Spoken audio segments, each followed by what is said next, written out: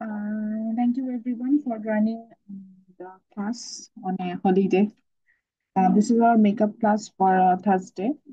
And in today's class is very interesting. As I say you earlier on Tuesday's class, আজকের class এর মধ্যে topic about like the Malthusian population trap. Already we talk about that and its criticism, and then the fertility theory. These are most interesting thing.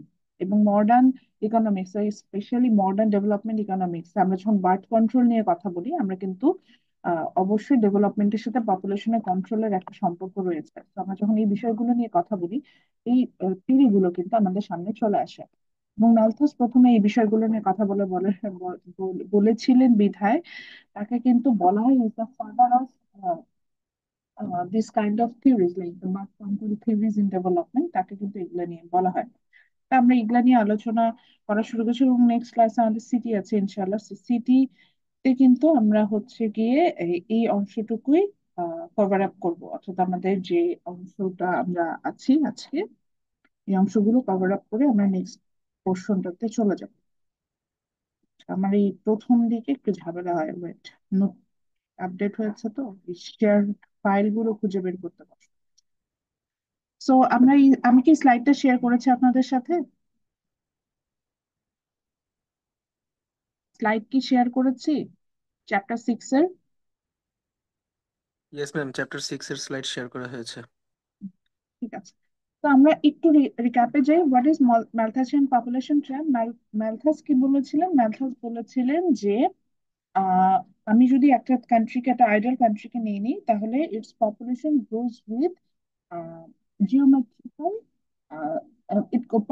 the population grow this population growth change follows the geometrical series like 1 to 2, then 2 to 4, then 4 to 8, 8 to 16, 16 to 32, এভাবে এটা বাড়তে থাকবে। তো geometric এটা লাফালাফি যেটাকে আমরা বলছিলাম যে বাড়তে থাকছে। And when we follows the fixed factor like food production, then land, food supply, when we talk about it, it grows with arithmetic series. It follows the arithmetic series. Arithmetic series means এটা একটা same অনুপাতে, যেটাকে আমরা বলছিলাম যে মানে অনুপাতটা বুঝাতে পারছি না, মানে সেম রেশিওতে বাড়তে থাকবে। হ্যাঁ, অর্থাৎ হচ্ছে গিয়ে একটা থেকে যদি মানে ইনক্রিজ রেটটা যদি, ফর এক্সাম্পল আমাদের ইনক্রিজ রেটটা যদি 1% হয়, তাহলে দেখা যায় যে 1 to 2, 2 to 3, 3 to 4 এভাবে বাড়তে থাকবে। অর্থাৎ যেটা বলছে সেই রেশিওতে বাড়তে থাকবে, বেশিও না আবার কমও না। আবার যদি এটা হচ্ছে গিয়ে আপনার 2 হয়, তাহলে 2 to 4, 4 থেকে 8, 8 থেকে 6, 6 থেকে 8, এইভাবে হচ্ছে বাড়তে থাকবে। রেশিও ফুড প্রোডাকশনটা যে হারে বাড়ছে, আমার পপুলেশন প্রোডাকশনটা তার থেকে অনেক বেশি লাফালাফি বাড়বে। এটাই জাস্ট এটুকু বুঝাই। তো সেই ক্ষেত্রে যেটা হবে যে এই ইকোনমিটা ফেস করবে হচ্ছে গিয়ে যে উইদিন 25 ইয়ার্স। হুম অনেক ক্ষেত্রে ম্যালথাস এটা এখন 25 বলে, অনেক ক্ষেত্রে এটাকে 30 to 40 ইয়ার্স বলা আছে, যে উইদিন 30 to 40 ইয়ার্স দেশের পপুলেশনটা যেটা হবে it will be double. But the food production grows with arithmetic rate so that the food production will not double over that time. অর্থাৎ আমি 30 বছরে যদি ডাবল চিন্তা করি, আমার ফুড প্রোডাকশন কিন্তু 30 বছরে ডাবল হচ্ছে না। So what happened there? In that case, some people will not have enough resource to um, will not enough resource to কি বলা যায়, survive themselves. Like they don't have the resource to buy food or other daily necessaries. So in that cases, they will affected by various diseases, or they might be suffer by starvation. So automatically naturally there will be birth control, অর্থাৎ extra যে পপুলেশনটা হয়ে গেছে যেটা আমার ইয়াতে control করা যাচ্ছে না, আমার যে বার্থ, আমার যে আহ, ইয়াটা আছে, যেটা কি বলে যে আমার যে প্রোডাক্টস গুলো আছে সেটা দিয়ে যেহেতু আমি কন্ট্রোল করতে পারছি না, অটোমেটিক্যালি তখন এটা কন্ট্রোল হয়ে আসবে। এটাকে আমরা বলছিলাম হচ্ছে মালথাসিয়ান পপুলেশন ট্র্যাপ। সো দেন এটাকে একটা হচ্ছে গিয়ে ইমেজের মাধ্যমে, একটা গ্রাফিক্যাল রিপ্রেজেন্টেশনের মাধ্যমে দেখানো হয়েছে। এটা একটা বই আছে, এটা হচ্ছে ফিগার 6.9, এই ফিগারটা এটা বই আছে। So here the population growth rate shows by the x-axis and the per capita sorry my mistake, per capita income shows by the X axis and growth rate shows by the Y axis. Per capita income Y by P দেখাচ্ছে কেন? এখানে পার capita income বলতে বোঝাচ্ছে ওই যে আগের মতো total ইনকামটাকে, একটা ন্যাশনাল ইনকামটাকে টোটাল পপুলেশন দিয়ে ভাগ করেছে, so income divided by population Y by P, এই জন্য এটা এইভাবে এসেছে। আচ্ছা, গ্রোথ রেটটাকে পার্সেন্টেজ আকারে দেখাচ্ছে, তো গ্রোথ রেট হচ্ছে যে 1 2 3 4, এই 1%, 2%, 3%, এভাবে। আচ্ছা, আর ইনকামটাকে আমরা Y1, Y2, Y3 এভাবে কয়েকটা ইন্ডিকেটর এখানে আমরা এখানে নিয়ে এসেছি। So now, this straight line, that means the যে লাইনটা হচ্ছে আমরা একদম যেটাকে আমরা বলবো যে this is a black line. So this black line shows the income growth rate, that is a change of y divided by y. বা এত কিছু না বুঝলে বুঝবেন যে ইনকামটা বছরের পর বছর যেভাবে বাড়ছে, অর্থাৎ একটা ফিসকাল ইয়ারের সাথে কম্পেয়ার করে আরেকটা ফিসকাল ইয়ারে ইনকামের যে পরিবর্তনটা হচ্ছে, that is income growth rate. এবং একটা বছরের সাথে কম্পেয়ার করে আরেকটা বছরের যে পপুলেশন চেঞ্জেস হচ্ছে, that's call population growth rate, that is del P divided by P by, এভাবে আমরা এটাকে এক্সপ্রেস করছি। তো নাও এখানে কি হলো, আমরা দেখতে পাচ্ছি, আমাদের খালি চোখেই দেখতে পাচ্ছি, এখানে একটা ট্রেন কি আমরা দেখতে পাচ্ছি? জি ম্যাম। ট্রেনটা কিরকম, মানে যে যেটাই বুঝে না কেন একটু বলেন তো শুনি, ট্রেনটা কি মনে হয়েছে চোখের সামনে?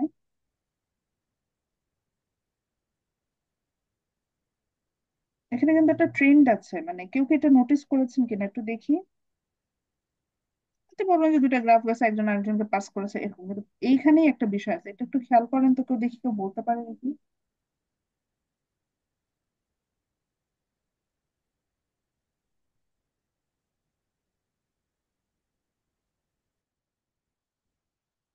কেউ পারলেন না, কেউ নোটিস করেন নাই? হুম।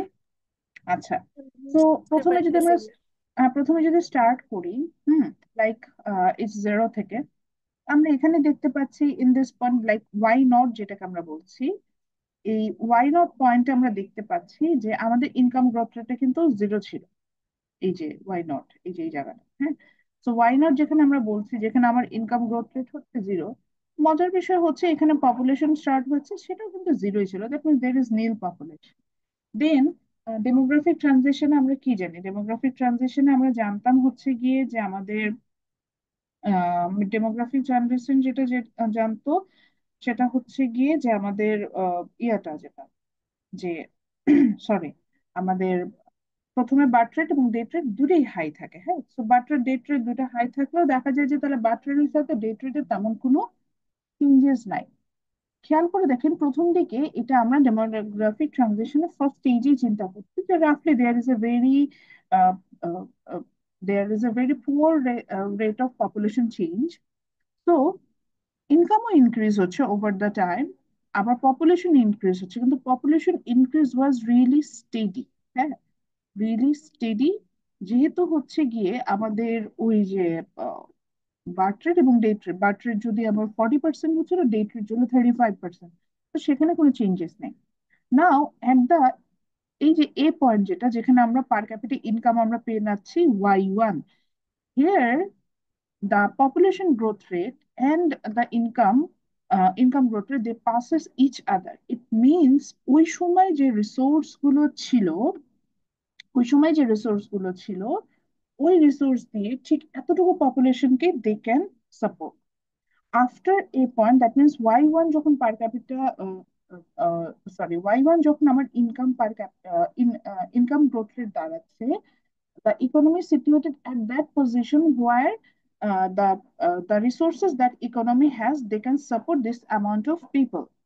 After this point, like from A to B, like like the income growth rate from Y1 to Y2, that means Y1 to Y2 point, এই যে Y1 টা আসছে A point থেকে, Y2 টা কিন্তু আসছে B point থেকে। এখানে কি হচ্ছে, here the income growth rate, yeah, there is a steady, আমি যেটাকে বলবো যে ধীরে ধীরে বাড়া, যেটাকে বলছে মানে একটা ট্রেন্ডে বাড়ছে ইনকামটা, ইনকাম গ্রোথ, ইনকাম যে বাড়ছে না তা না, কিন্তু ইনকাম বাড়া বলতে কিন্তু এখানে ফুড প্রোডাকশন আর আদার সবই বাড়া বোঝাচ্ছে, আমি এটা বোঝাচ্ছি। But the population growth, there is a sharp increase, খেয়াল করে দেখেন খুব দ্রুত ইনক্রিজ করে গেল, এটা যতটা দ্রুত বাড়লো, মানে পপুলেশনটা যতটা দ্রুত বাড়লো, The income doesn't increase in that way. So কি হচ্ছে, there is a big gap between them. তো এই গ্যাপটা কি ইন্ডিকেট করছে, যে গ্যাপটা আমরা এখানে দেখতে পাচ্ছি, বুঝতে পারছি যে এই গ্যাপের পপুলেশনকে আমার হচ্ছে সাপোর্ট দেওয়ার মতো সিচুয়েশন ওই ইকোনমিতে নাই। যদি এই যে এই পয়েন্ট থেকে এইখানে তো অনেক বেশি বেড়ে গেছে, তো এই ইকোনমিটাকে, এই মানুষটাকে আমরা বলছি যে এদেরকে সাপোর্ট দেওয়ার মতো ইকোনমির সিচুয়েশন নাই। এখন এটা তো আসলে ডিরেক্টলি ভাবে বলা যায় না, সেক্ষেত্রে আসলে কি হয়?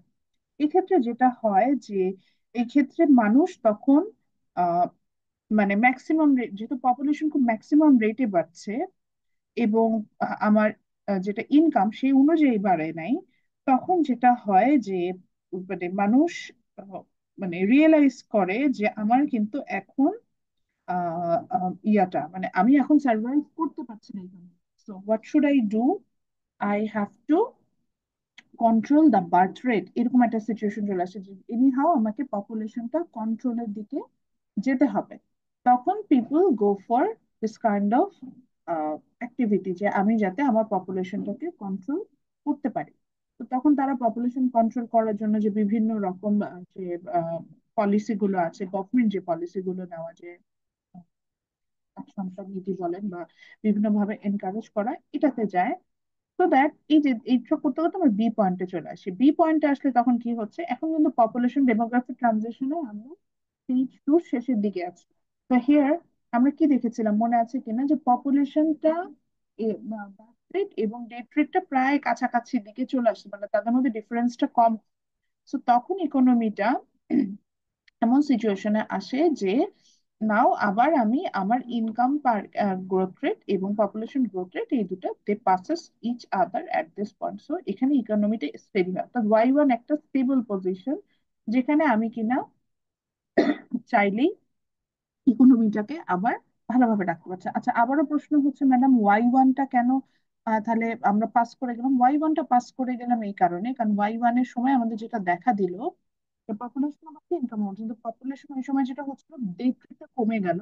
ইনকাম যেহেতু বাড়ছে, তার মানে মানুষজন এখন মডার্ন হচ্ছে, ডিজিজ কন্ট্রোল হচ্ছে, সো ডেথ কমে গেল। কিন্তু এটা ইম্প্যাক্ট হিসেবে বার্থ রেটটা অতিরিক্ত মাত্রায় বেড়ে, বার্থ রেটটা অতিরিক্ত মাত্রায় বেড়ে যাওয়ার কারণে পপুলেশনটা এই এ থেকে বি তে আমরা যেটা দেখে যে পপুলেশন স্টেডি ইনক্রিজ দেখে, কিন্তু ইনকাম তো স্টেডি ইনক্রিজ হয়, যেভাবে যেভাবে বাড়ছে সেভাবেই বাড়ছে।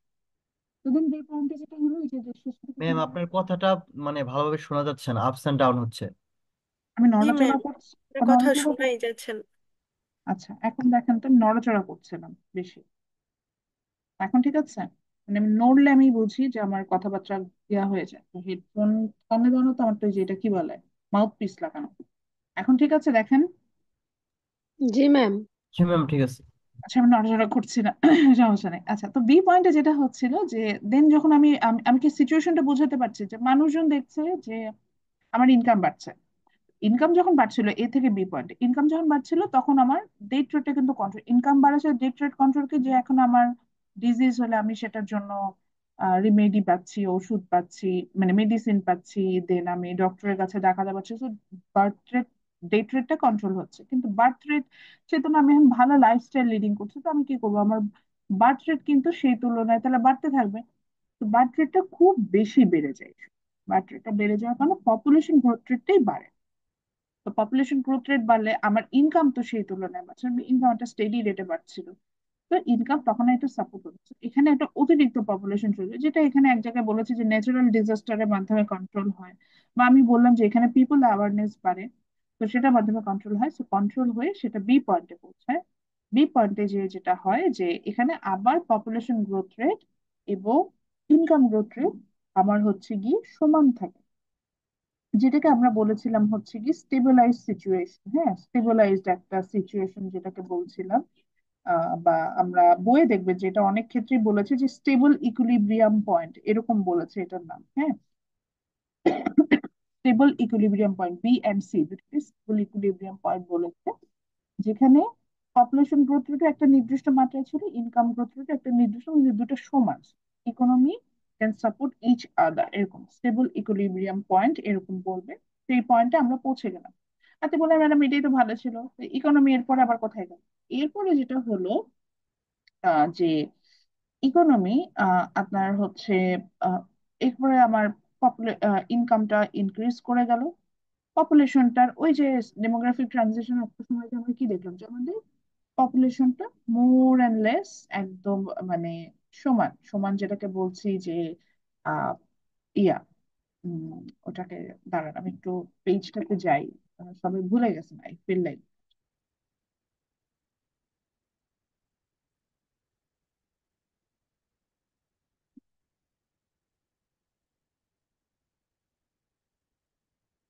তো ডেমোগ্রাফিক ট্রানজিশনের স্টেজ 2 এর পর আমরা যেটা দেখছেন যে পপুলেশন গ্রোথ রেটটাও কমে গেল, সরি বার্থ রেটটাও কমে গেল, ডেথ রেটটাও কমে গেল। So they meet a same point, মানে কাছাকাছি একটা পয়েন্টে চলে আসে, মানে তখন একটা পপুলেশনের ইনক্রিজটা একটা কনস্ট্যান্ট একটা লেভেলে থাকে, যে ধরেন 2.4 বা 2.5, যেমন বাংলাদেশে এখন পপুলেশন ইনক্রিজ হচ্ছে 2.4। তো 2.4 কিন্তু অনেকদিন ধরেই আমরা এটা ফিল করছি যে 2.4ই আছে, এটা বাড়েও না কমেও না, এরকম। তো এরকম একটা স্টেডি সিচুয়েশনে থাকা শুরু করে। তো স্টেডি সিচুয়েশনে যখন থাকে, population is in a steady increase rate, but ইনকামের কথা যদি যাই, ওই যে বলছিলাম ইনকাম তো বাড়ছে না আস্তে আস্তে, পপুলেশন আমার এখন কন্ট্রোল হয়ে গেল, তাহলে আমার যেটা হচ্ছে যে আমার কিন্তু ইনকাম যেটা, আমার যে রিসোর্স যেটা ছিল সেই রিসোর্সটা কিন্তু আমি অতিরিক্ত ইউজ করছি, মানে আমার রিসোর্স কিন্তু বাড়ছে। রিসোর্স তো বাড়ে কি, যে আমার প্রোডাকশন বাড়ছে, রিসোর্স বাড়াটা এখানে বোঝায় না, প্রোডাকশনটা আমার এখানে সুন্দর মতো বাড়ছে। বাড়তে বাড়তে বেশ, এটা আমরা এটাকে বলি হচ্ছে Y3, এটাকে ইকোনমিক্স ভাষায় বলে ম্যাক্সিমাম, এটাকে বলে অপটিমাম পয়েন্ট, সর্বোচ্চ যেটা অ্যাচিভ করা যায় এই পয়েন্টটাকে আমরা বলি অপটিমাম পয়েন্ট। তো Y3-তে অর্থাৎ অপটিমাম পার ক্যাপিটা ইনকাম, এরপরে যেটা হয়, এরপরে রিসোর্সটা অর্থাৎ ইনকামটা ডিক্লাইন করতে শুরু করে। ডিক্লাইন করার অনেকগুলো রিজন বলে, যেটা সেটা হচ্ছে মানুষ যখন লাক্সারিটা পেতে শুরু করে, একটা স্টেজে এসে সে কিন্তু মানে আহ, মানে অনেক ক্ষেত্রে ইনএফিশিয়েন্ট হয়েছে। ইনএফিশিয়েন্ট মানে যতটুকু কাজ করা দরকার ছিল সেই পরিমাণ কাজ করতে আমরা ইন্টারেস্টেড হই না। দেখবেন যে লেটস সে এখন যদি আমাকে বলা হয়, উম, ধরেন আপনাকে, আপনি ছোটবেলায় ভোরবেলা উঠে সকালবেলা উঠে স্কুলে যেতেন। মানে আমাদের চাইল্ডহুড তো সবার এরকমই, যে 7টার মধ্যে আমাদের স্কুলে চলে যেতে হতো। 7টার সময় স্কুলে যে 7টা থেকে 2টা পর্যন্ত ম্যাক্সিমাম কেসে আমরা স্কুল করতাম। আমার স্কুল যেমন 1:30 পর্যন্ত ছিল, 1:30 পর্যন্ত স্কুল করে এসে 2টার মধ্যে বাসায় এসে খাওয়া দাওয়া করে আবার 3টার সময় থেকে টিচারদের কাছে পড়তে যেত, মানে এরকম সন্ধ্যা 7টা 8টা পর্যন্ত কন্টিনিউয়াসলি পড়াশোনার মধ্যে আছে। এখন দেখেন তো এরকম ফোর্সটা যদি আপনাকে ক্রিয়েট করে, আপনি কি পারেন, এই যে সকালে ইউনিভার্সিটি আসতে কষ্ট হয়, একটা দুইটা ক্লাস, আপনাদের হয়তো হায়েস্ট 3টা ক্লাস থাকে, 3টা ক্লাস কিন্তু স্কুলের সাথে যদি কম্পেয়ার করে তার থেকে কিন্তু কম। স্কুলে তো রেগুলার ক্লাস থাকতো, মানে সপ্তাহে 6 দিনই ক্লাস থাকতো, সেখানে আপনি এখানে 3 দিন 4 দিন ক্লাস করতে আসেন, আমরা কিন্তু সেই কাজটা করতে পারি না। অর্থাৎ আমি এটাই বুঝাচ্ছি, সময়ের সাথে আমরা যখন ওয়েলদিয়ার হই, মানে আমাদের রিসোর্স বাড়ে, আমরা আস্তে আস্তে আমাদের এফিসিয়েন্সিটা কমতে থাকে, আমাদের কাজ করার প্রবণতা কমতে। সো এইটার একটা রিজন হচ্ছে আমাদের ইকোনমিটা তখন হচ্ছে গিয়ে ডিক্লাইন করে। ইকোনমিটা তখন হচ্ছে ডিক্লাইন করে, মানে ইকোনমিটা বলতে বোঝাচ্ছে যে ইনকামটা ডিক্লাইন করে, কিন্তু পপুলেশনটা এখনো আবার একটা স্টেডি রেটে আছে। সো ওই যে ইনকামটা ডিক্লাইন করে স্টেডি রেটের সাথে সি পয়েন্টে পাস করে, মানে আবার ইয়া করে। সো ইকোনমি আইদার, যদি আমি ইকোনমিটাকে স্টেবল পজিশনে রাখতে চাই, আইদার বি অথবা সি, দ্যাট মিনস Y2 বা Y4, আমার পার capita income we have to set. এরপরের সিচুয়েশনটা খুব মজার। মজার বলতে বুঝাচ্ছি যে এটা প্রথমটার মতনই। এখন ইনকাম আবার যে ফল করছে, আমি কোনোভাবেই ইনকাম বাড়াইতে পারছি না, যেহেতু আমাদের এফিসিয়েন্সি বা ওই যে বলছে যে আস্তে আস্তে ইয়াটা হচ্ছে, সে কারণে it has some impact on population, যেহেতু পপুলেশন দেখতে পাচ্ছে যে আমাকে আর ইনকাম দিয়ে সাপোর্ট করা যাচ্ছে না, সো দেন আবার পপুলেশনও কিন্তু ডিক্লাইন হতে থাকে, অর্থাৎ ফল করতে থাকে। এই হচ্ছে গিয়ে মোটামুটি বিষয়টা। তো এটার ট্র্যাপটা কোথায়, ট্র্যাপটা এটাই বলছিল যে আমার ইনকাম যেভাবে বাড়ে, পপুলেশন যেভাবে বাড়ে, ইনকাম যেহেতু সেভাবে বাড়ে না, so in some cases the rising population cannot supported by the fixed amount of resources, so this is a trap। এটা একটা কি বলবো, ফাঁদের মতো। হ্যাঁ, এই ফাঁদে আমরা পড়ে যাই, ফাঁদে পড়ার কারণে যেটা হয় যে আমাদের পপুলেশনটা auto control. This was the basic theory by Malthus. এখন আসি ম্যালথাসের এই ইয়াটার অনেক ক্রিটিসিজমও আছে। আচ্ছা, ফার্স্ট অফ অল এইটা তো স্লাইডে দিচ্ছি, স্লাইডে তো পয়েন্ট গুলো দেওয়া, পরীক্ষায় যে সবচেয়ে বেশি যে প্রবলেমটা পাই, মালথাসিয়ান পপুলেশন ট্র্যাপ বলা মিনস হচ্ছে আপনাকে মালথাসিয়ান পপুলেশনের থিওরিটা বলতে হবে। থিওরিটা এখানে বলা আছে, মানে বেসিক কথাটা। দেন কিন্তু এই গ্রাফটা ড্র করতে হবে এবং গ্রাফের মাধ্যমে এক্সপ্লেইন করতে হবে। এটা কিন্তু বইয়ের ফিগার 6.9 এর নিচে দেওয়া আছে। এই যে প্রত্যেকটা পয়েন্ট আমি বললাম, Y0, Y1, Y2 and Y4, এই চারটা পয়েন্ট ধরে কিন্তু বইয়ে বলা আছে যে কোন পয়েন্টে কি হচ্ছে। যদি ধরেন একদম আপনার মাথার উপর দিয়ে যাচ্ছে, কিছুই মনে নেই,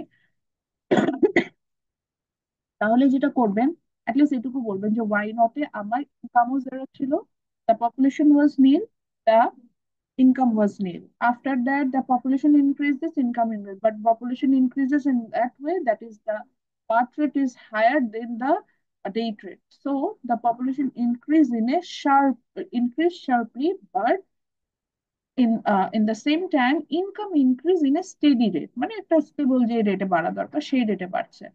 So therefore, after a point, I believe যে a point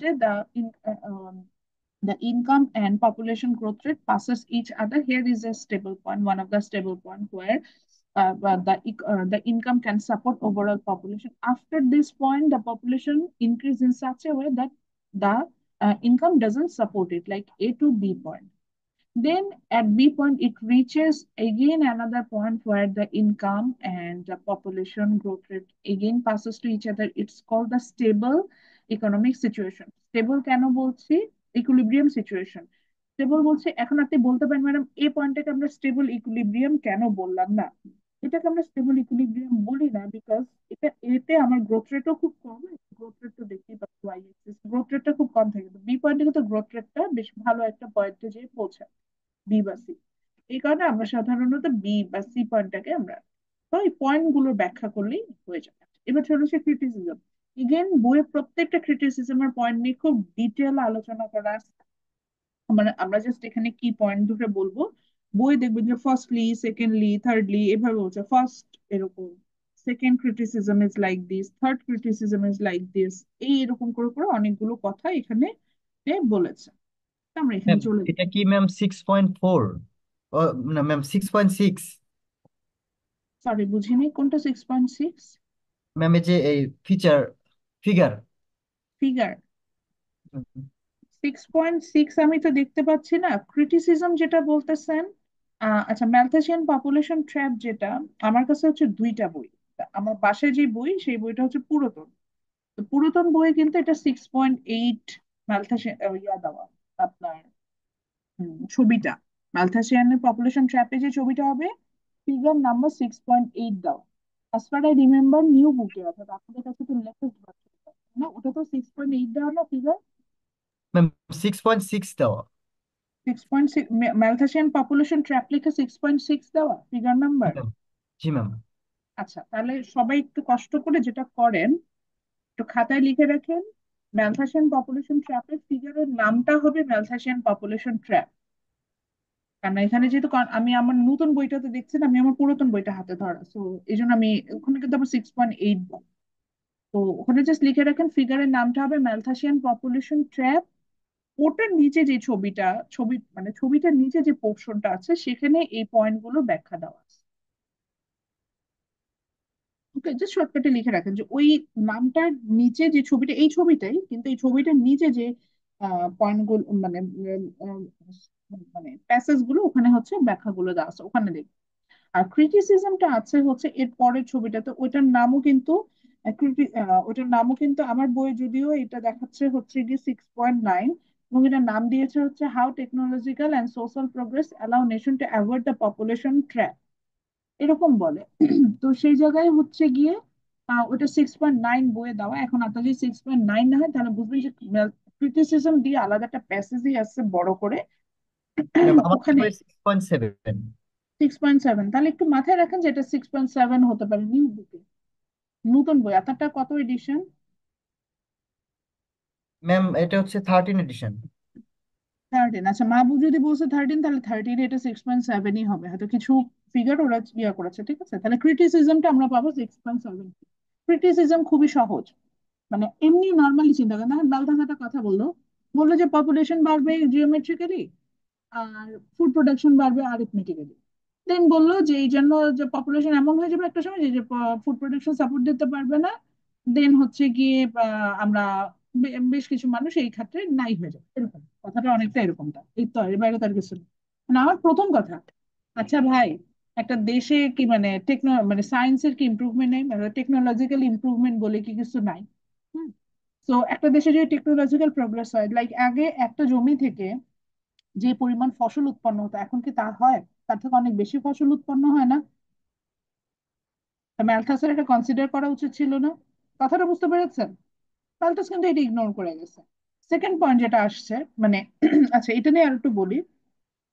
Malthus totally ignored the economical impact on technological progress and other thing like আমরা যদি বলি growing increase in the growing capability, sorry আবার তো ঠান্ডায় এটাতে এরকম হচ্ছে, increase the growing capability, বা আমরা যদি দেখি সেটা হচ্ছে গিয়ে আমরা যদি লেবার ইকোনমিক্স পড়েছি, লেবার ইকোনমিক্স আমরা দেখবো লেবারকে আমরা বারবার একই কাজ করতে দিলে তার কিন্তু এফিসিয়েন্সি বাড়ে।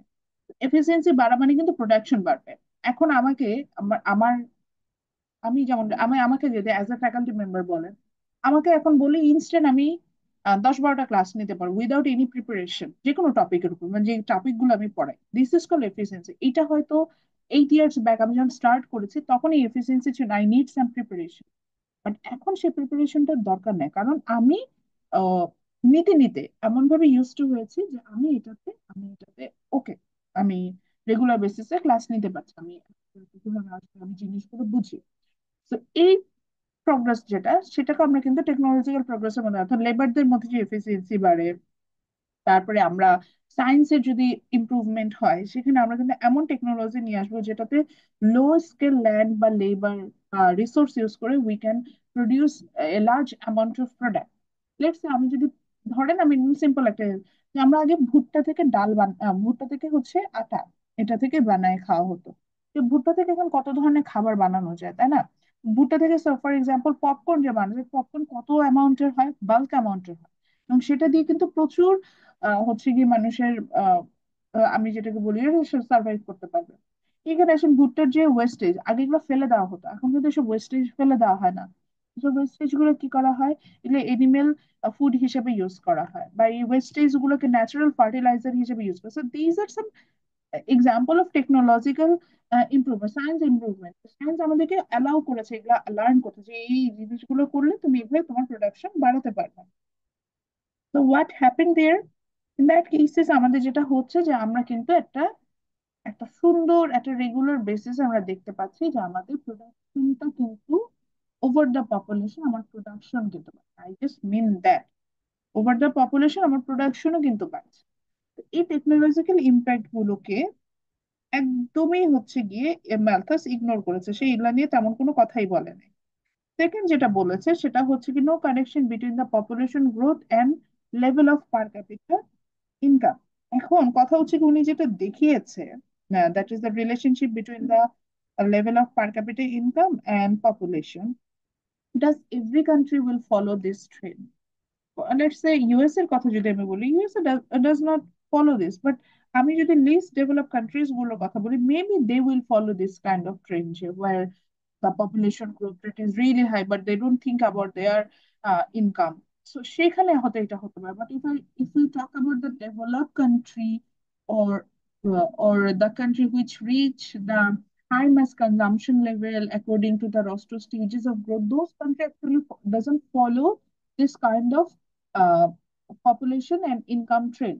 So there should be some correction between this। এখন এটা সব কান্ট্রির জন্য কিন্তু হতে পারে না, আমাদের যে ইয়াটা দেখাচ্ছে এই ট্রেন্ডটা এটা সব কান্ট্রির জন্য হতে পারে না। So there must be some correction, because আমি যদি মডার্ন কান্ট্রি গুলোতে যাই, they are very much conscious about their health program, then disease, then death rate, then birth control. So তাদের ক্ষেত্রে কিন্তু এরকম র্যাপিড পপুলেশন গ্রোথ হবে না।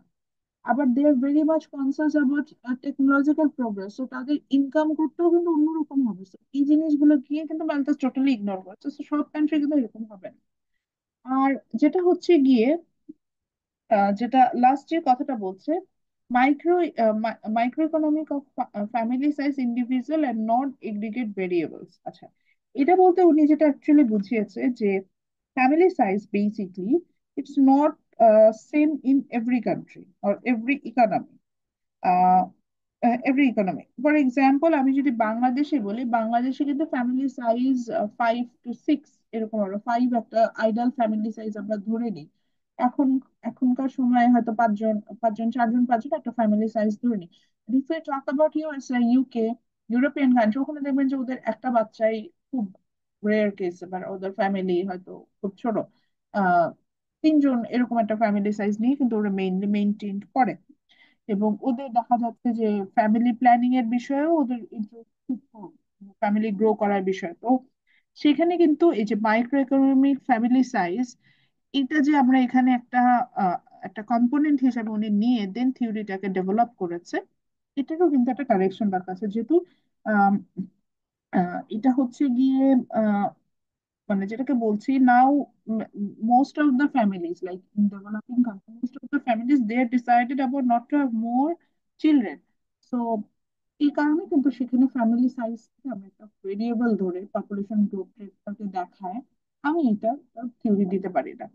তো দ্যাট এই যে টেকনোলজিক্যাল প্রোগ্রেস বা সোশ্যাল প্রোগ্রেসটা নিয়ে যদি আমি কথা বলি, সেক্ষেত্রে আসলে দেখা যায় যে ডেভেলপ কান্ট্রি গুলোতে how they are avoiding this population trend, দেখা যায় যে তাদের পপুলেশন আসলে এরকম বাড়ে। এই যে দেখেন, খুব হাইয়েস্ট একটা গ্রোথ রেটে পপুলেশন বাড়লো, বেড়ে একটা সময় এটা স্টেডি হয়ে যাচ্ছে, মানে একদমই কনস্ট্যান্ট। কনস্ট্যান্ট হওয়ার পর এখানে ডেক্লাইনে হচ্ছে। অর্থাৎ এখন ডেক্লাইনটা কেন হচ্ছে? এখন ডেক্লাইনটা হচ্ছে যে আমি বলছি এখনকার সময় এমন হচ্ছে যে আমরা আসলে ফ্যামিলি গ্রো করার ব্যাপারে ইন্টারেস্টেড আমাদের জন্য খুবই কম। তো এরকম হচ্ছে। বাট দেখেন ইনকাম গ্রোথটা কিন্তু দেখিয়েছে যে প্রথমে একদমই নেল ছিল, দেন কিন্তু এটা খুব রিচ, মানে শার্পলি এটা ইনক্রিজ করে দেন কিন্তু একটা স্টেবিলাইজ পজিশন। এটা পপুলেশনকে টাচই করে না। Always the income growth rate was higher then the population growth rate. So যদি ইনকাম বেশি থাকে, মানে এখানে বলতেই চাচ্ছে যে ডেভেলপ কান্ট্রি গুলোর ট্রেন্ড আমরা যদি অ্যানালাইসিস করি, we will find out always the income growth rate is higher than the population growth rate. So income, if the income, that total production is higher than the population, then it can support your population. So there will be no trap. That is, some people they will not have enough resource, so they cannot survive. This kind of situation will not happen over here.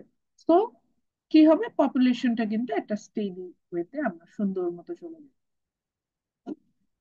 So these are something। দেন আমরা যেটা হচ্ছে যে এরপরে যেটা খুব important একটা theory ছিল, সেটা হচ্ছে গিয়ে যে বলছিলাম যে micro economic house hold theory of fertility.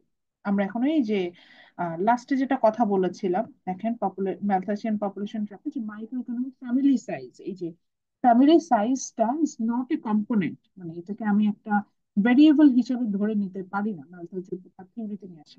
তো সেখান থেকে আমরা হচ্ছে গিয়ে থিওরি অফ ফার্টিলিটিতে যাচ্ছি। থিওরি অফ ফার্টিলিটি বেসিক কথাটা যেটা বলছে যে এখানে একটা ফ্যামিলি কতগুলো লিভিং চাইল্ড ক্যারি করবে, এবং এটা স্টেজ 3-তে যে কিন্তু আমরা অ্যাজাম্পশন নেই ডেমোগ্রাফিক ট্রানজিশনে, যে আমরা একটা মানে একটা ফ্যামিলি কতগুলো লিভিং চাইল্ড ক্যারি করবে, সেটার উপরে আমরা একটা রিলেশনশিপ একটা ফ্যামিলি সাইজ কতটুকু হবে, that that it has some relationship with some variable. এটা দেখি। তো মানে ডিমান্ড ফর চাইল্ড এটা অনেকগুলো ভেরিয়েবলের উপর ডিপেন্ড করবে, ওয়াই, পিসি, পিএক্স, পিপি, এগুলো সব আসবো আমি, হ্যাঁ এখানে আসবো, তো এটার উপর ডিপেন্ড করবে। তো আমরা এই থিওরিটাতে এটাতে পাবো। আচ্ছা, এখন একটু ব্রেক দিব। আমি ব্রেক বলতে বুঝাচ্ছি জাস্ট 5 মিনিটস ব্রেক। এটা আমার নিস্টুডেন্ট লার্নিং, কন্টিনিউয়াস পড়াইলে স্টুডেন্টদের পড়াশোনা হয় না। Okay, so I'm back. Now let's start the population theory. Ma'am, আচ্ছা, হ্যাঁ বলেন। আমি যে আমাদের পোস্টার প্রেজেন্টেশনের যে ম্যাম ফার্স্ট সেকেন্ড থার্ড ঘোষণা হ্যাঁ, হতে এটা আমি ক্লাস শেষে সিটি হবে। আমি আপনাদের জন্য ইভেন সুন্দর টাকা নিয়ে আসি ব্যাংক থেকে, বুঝছেন, দিব বলে।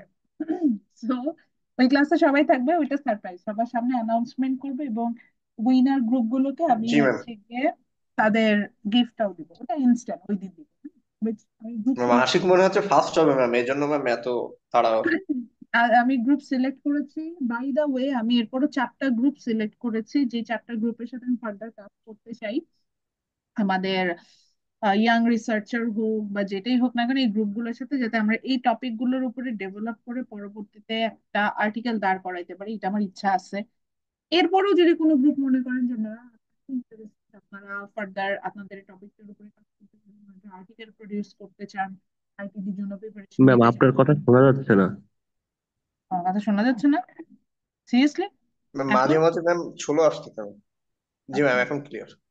তো এরপরে যদি কোনো গ্রুপ মনে করেন যে তারা আইটিডির জন্য প্রিপারেশন নিতে চান, ইয়াং রিসার্চারে আসতে চান, সেইভাবে আপনারা হচ্ছেন গিয়ে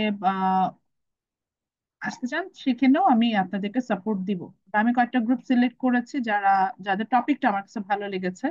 আমি অলরেডি চেয়ারপারসন স্যারের সাথে কথা বলেছি, আমি 2-3 জন ফ্যাকাল্টি মেম্বারকে অ্যাপ্রোচ করব যে আপনাদের এই গ্রুপগুলোর সাথে কাজ করার জন্য। ওনারা যদি ইন্টারেস্টেড হয় তাহলে করবে, না হলে তো কিছু করার নাই। আচ্ছা, এবার চলে যাই হচ্ছে causes of high fertility in developing countries.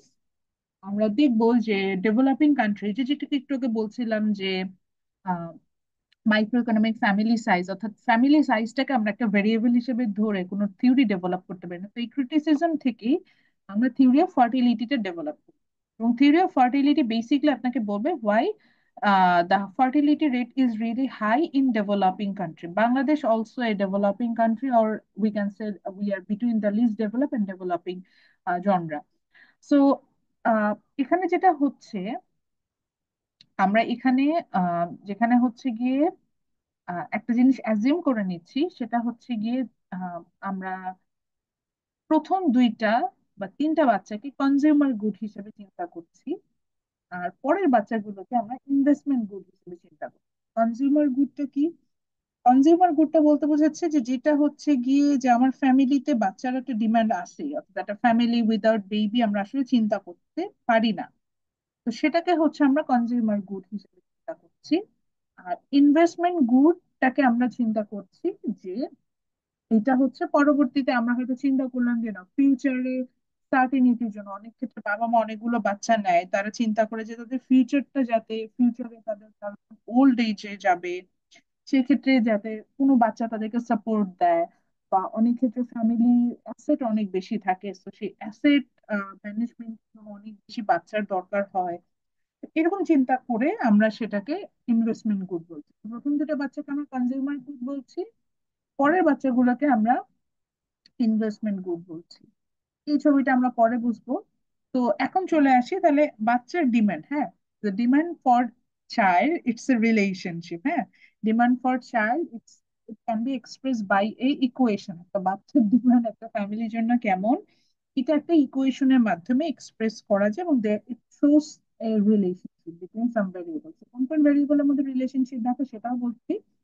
First of all এখানে আমরা দেখতে পাচ্ছি সি এন্ড ডি। সি বলতে আমরা বলছি ডিমান্ড ফর সার্ভাইভিং চিলড্রেন, অর্থাৎ সার্ভাইভিং বলতে বোঝাচ্ছে যে বাচ্চাগুলো বেঁচে থাকবে, ওই বাচ্চাগুলোর ডিমান্ড। হ্যাঁ, ওয়াই হচ্ছে ইনকাম, ওই ফ্যামিলির যা ইনকাম। পিসি হচ্ছে net price of A children.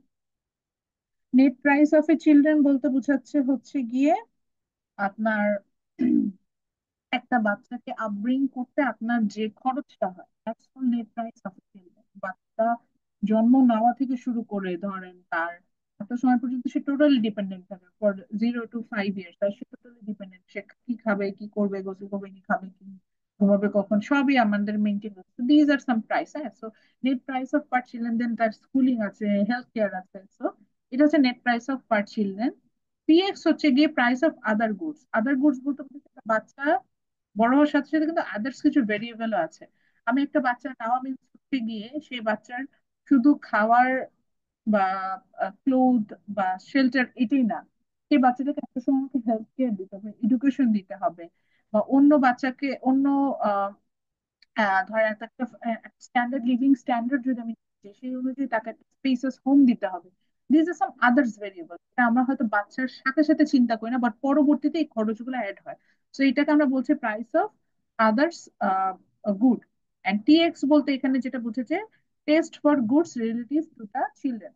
বাচ্চার অল্টারনেটিভও কিন্তু হবে। অনেকেই চিন্তা করে যে আমার বেবি না হলেও হবে, আমি হয়তো ফর এক্সাম্পল আমি ক্যারিয়ার ওরিয়েন্টেড, আমি ক্যারিয়ার নিয়ে মানে হ্যাপি।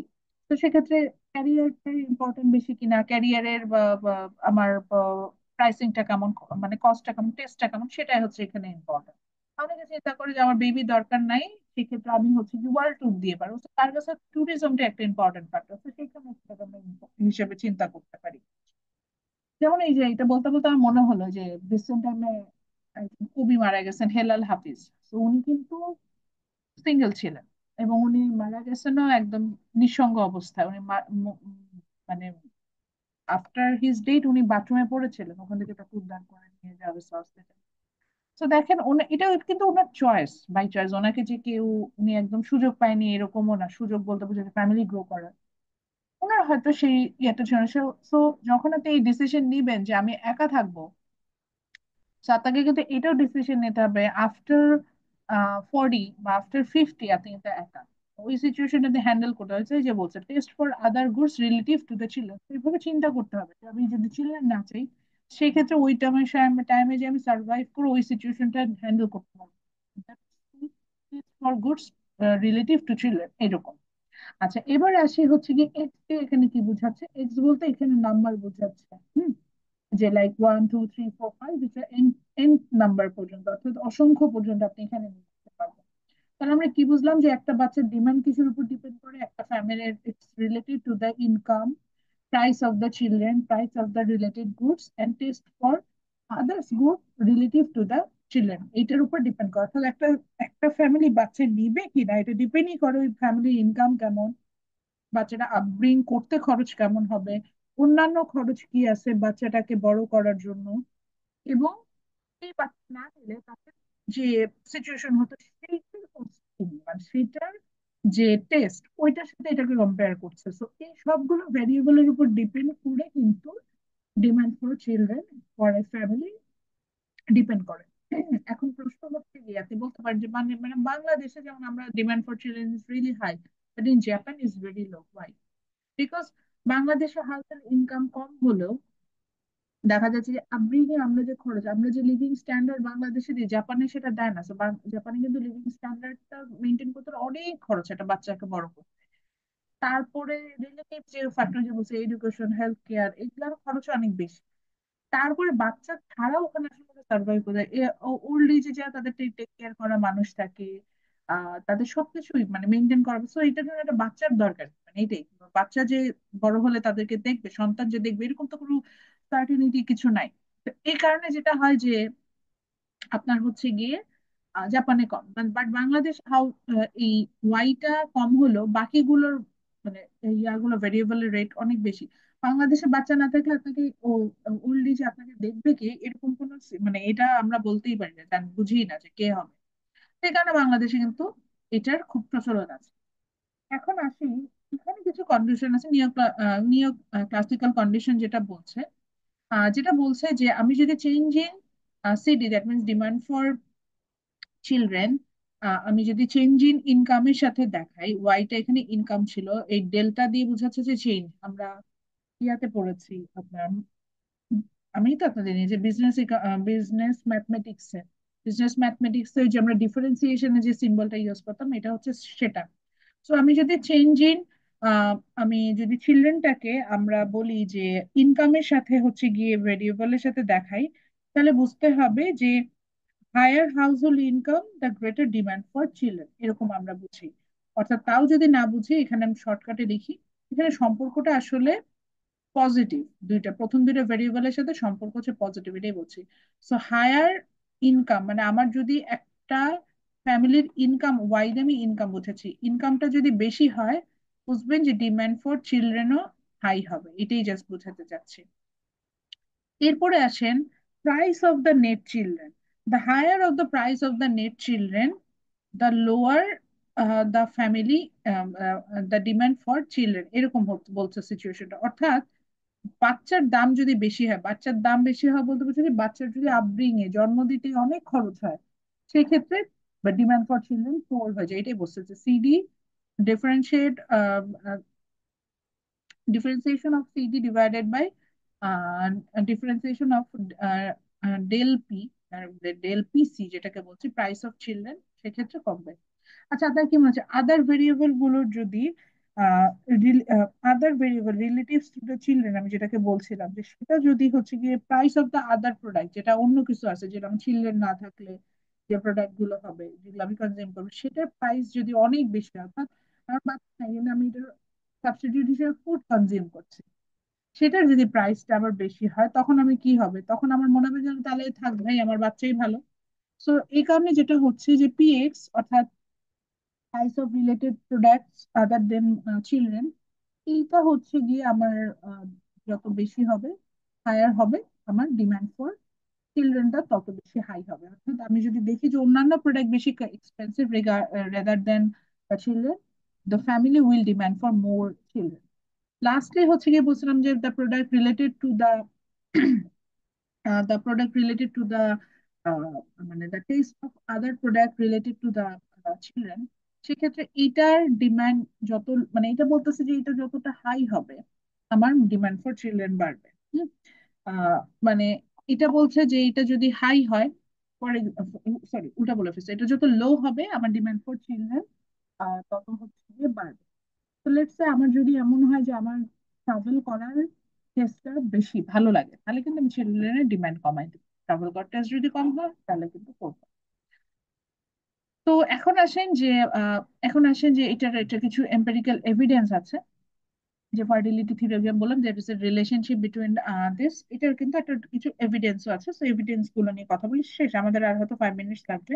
দেয়ার আর সাম এভিডেন্স বিটুইন দেম।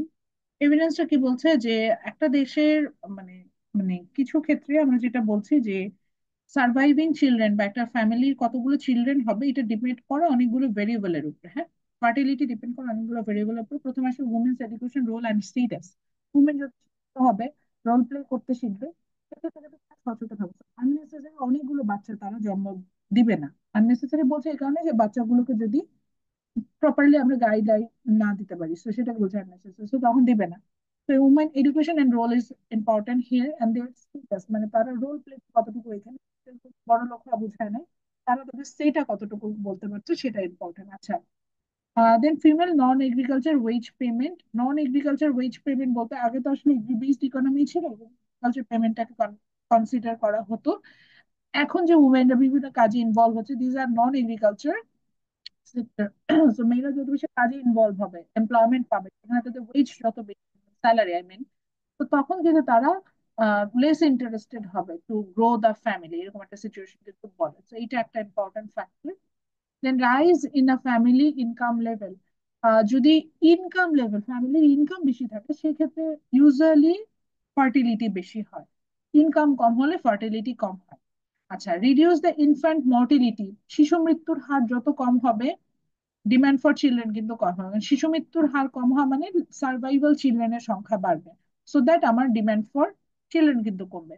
আচ্ছা, development of the old age and social security. যদি এমন হয় যে সোশ্যাল সিকিউরিটি, যেটাকে বলছে ওল্ড এজ, জাপানে অনেক বেশি, কারণ ওরা চিন্তা করে আমার এত বাচ্চার দরকার নেই, আমার তো সিকিউরিটি আছে, ওল্ড এজে আমার কি হবে সেটা আমি সিকিউর।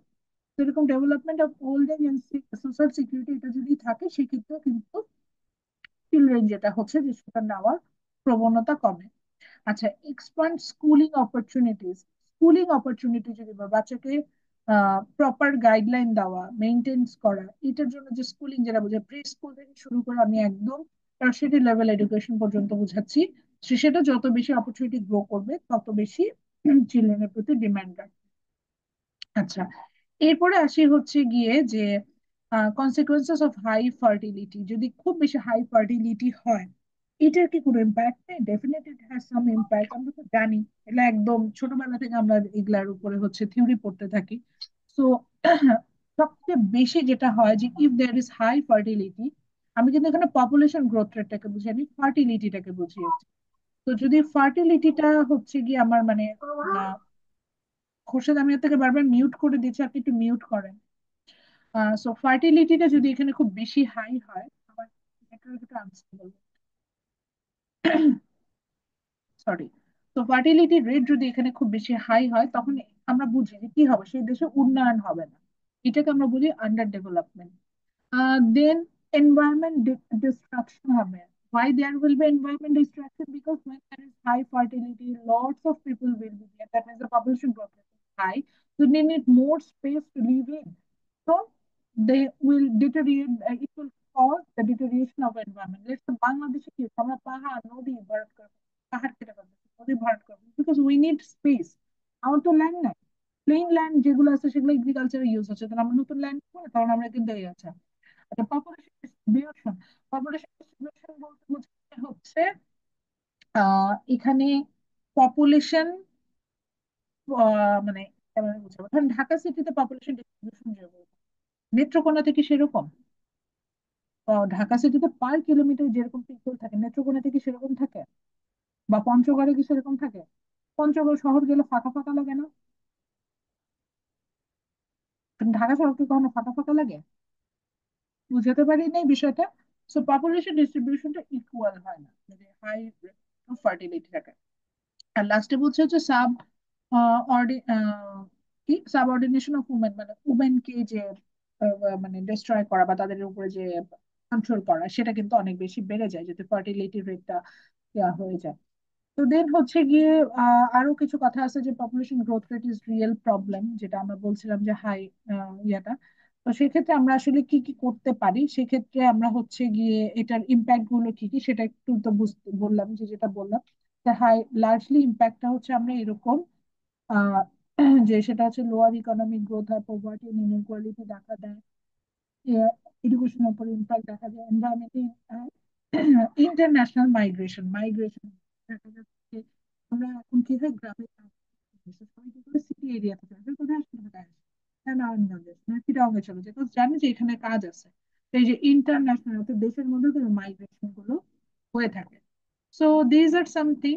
তো এই হচ্ছে গিয়ে আমরা এই চ্যাপ্টার থেকে পড়বো, তাহলে আমরা এখান থেকে হচ্ছে গিয়ে লাস্টে কিছু পলিসি নিয়ে কথা বলেছি, এগুলো একটু দেখতে পারেন, এগুলো আমি আসলে পড়াবো না।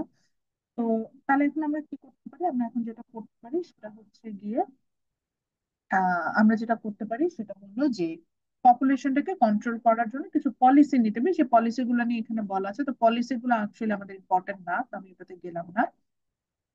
এই সো এখান থেকে ফাইনালি কোশ্চেন কি হবে দেখবেন, যে আমি আপনাদেরকে যে ইয়াটা দিয়েছিলাম ওখানে কিন্তু ইয়ার কোশ্চেনটা দেই নাই, ফার্টিলিটি থেকে কোশ্চেন দেই নাই, বাকিগুলো কিন্তু দিয়েছে। ম্যালথাসের পপুলেশন ট্র্যাপ থেকেও প্রশ্ন করেছি, আবার হচ্ছে গিয়ে আপনার ইয়া থেকেও প্রশ্ন ছিল,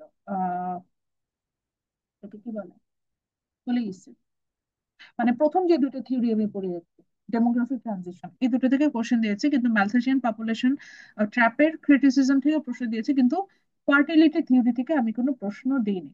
ফার্টিলিটি থিওরি থেকে যেহেতু প্রশ্ন দেইনি, ফার্টিলিটি থিওরির ক্ষেত্রে যেটা করবেন সেটা হলো যে মেকআপ ক্লাসে আমাদের কোন ক্লাসটা জানি মিস হলো একটু বলেন তো।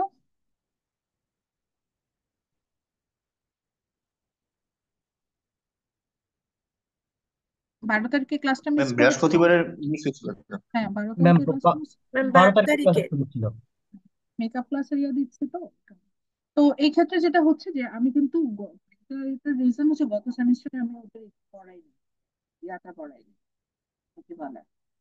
তো এই কারণে হচ্ছে ওদেরকে এটা দেওয়া ছিল না, তা আপনাদেরকে যেহেতু এটা পড়াচ্ছে, সো এটা কিন্তু ফার্টিলিটি থিওরিতে আপনাদের, ফার্টিলিটি থিওরি জাস্ট ওটুকুই পড়বেন যে what's the relationship between demand for children, ওইটুকু অংশ, আর কজেস গুলো কি, রিজন গুলো, ওটুকু পড়লেই হবে। যেহেতু আমাদের সিটি আছে টিউসডে, আর তাদের গিফটটা ইনশাল্লাহ, আমি গিফট না, আমি উইনার অ্যানাউন্স করবো এই ক্লাসে, ইনশাল্লাহ না তাদের গিফটও দিব।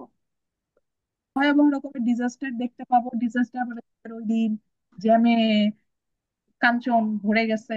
ম্যাম আমার একটা ওই যে ইয়া ছিল, আমাদের অ্যাসাইনমেন্ট যে সফট কপি জমা দেওয়ার কথা ছিল ম্যাম।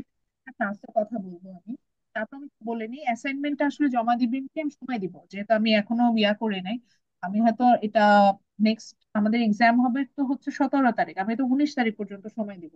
অ্যাসাইনমেন্ট কিছুই না, গুগল ক্লাসরুমে একটা ফোল্ডার আমি ক্রিয়েট করব, ওখানে আপনারা যে রিসার্চ প্রপোজালটা তো শোকেসিং করছেন, মানে ওটা পোস্টারটা দেখিয়েছে, জি জি জি ম্যাম। ওইটার একটা সফট কপি ছিল না, মানে ওইটার একটা ফাইল ছিল না যেখানে ফুল অ্যাবস্ট্রাক্ট লেখা ছিল, ফুল মেথোডোলজি লেখা ছিল, ফুল অবজেক্টিভ লেখা ছিল, ওইটা জি জি জি ইন্ডিভিজুয়ালি সবাইকে আপলোড করবে।